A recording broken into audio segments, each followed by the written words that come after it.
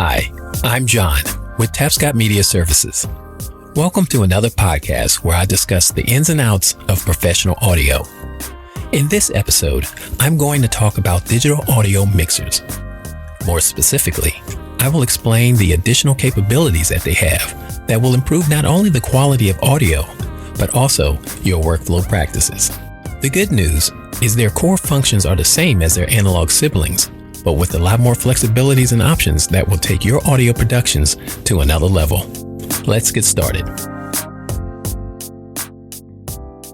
Digital audio mixers have two primary functions. First, they route and process audio signals just like the analog mixer. And secondly, they provide additional capabilities to improve workflow processes while minimizing any noise that may be found on the audio circuit. As with any profession, the goal is to create consistent and repeatable success. In the world of pro audio, that success is meeting the needs of the customer and the demands of the event.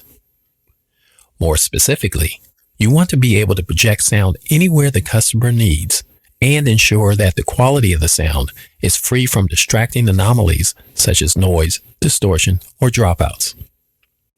The digital audio mixer differs from the analog mixer in four main areas: size, recall capabilities, sound quality, and its ability to not rely on external audio processing equipment.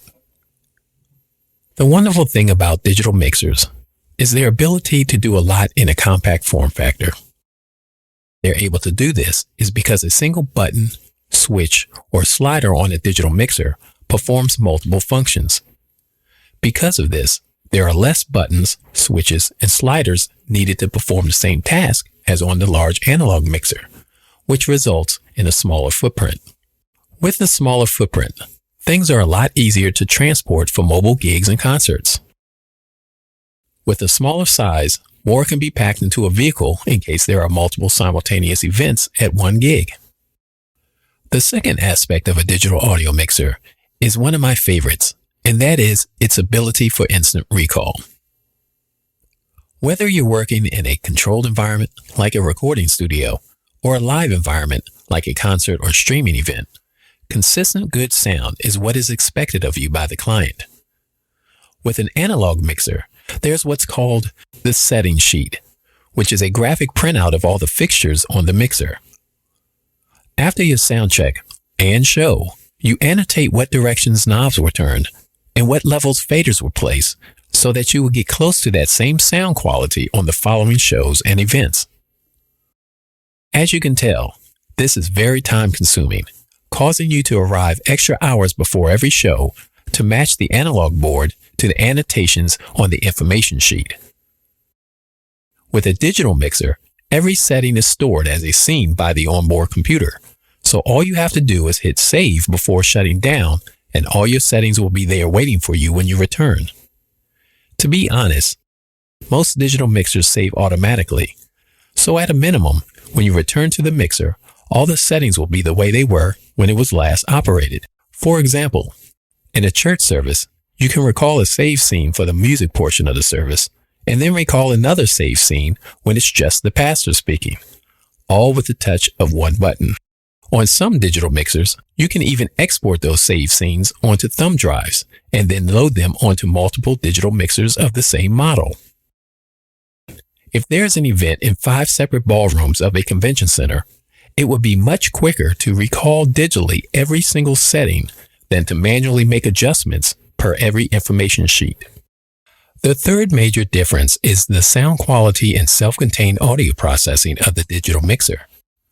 With digital mixers, one of the first pieces of hardware that the audio signal meets is the analog to digital converter, or AD converter. In the analog world, audio stays in the form of voltage that is constantly varying in both amplitude and polarity.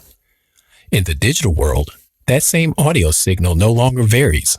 Instead, it is a series of snapshots taken in a moment in time. These snapshots are called samples. Once the analog signal enters the AD converter, the converter takes a snapshot, or sample, of the varying analog signal. Depending on the capabilities of the particular digital mixer, The AD converter can take up to 96,000 snapshots or samples per second. Each of these samples are then placed on a grid that represents time on one axis and amplitude on the other axis.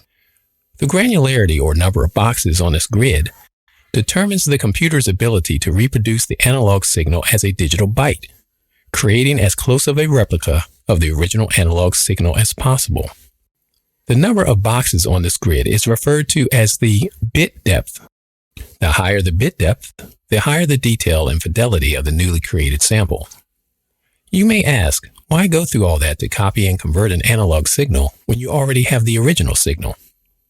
The reason is that once the computer has converted the analog signal into a digital signal, the computer sees the results as zeros and ones, or as binary code.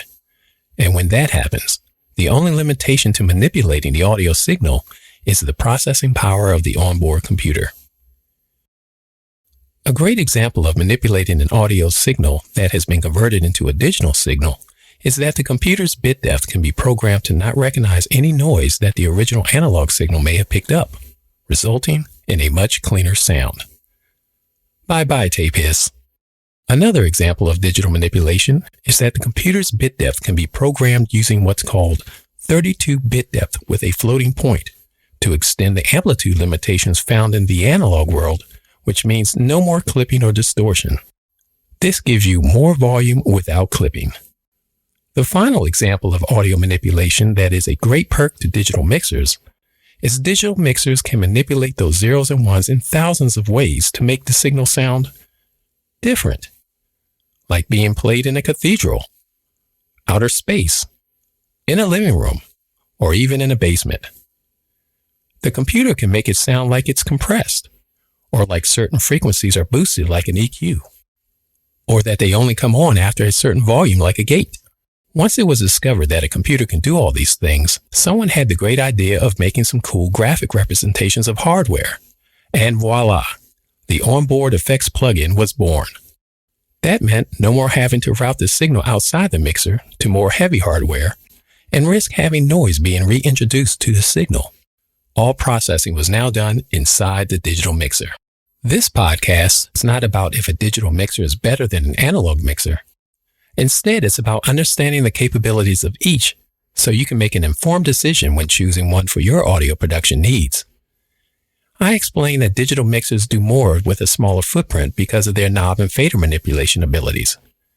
I spoke about their ability to recall every setting instantly, which makes setting up quicker and ensures consistent quality of sound for your clients.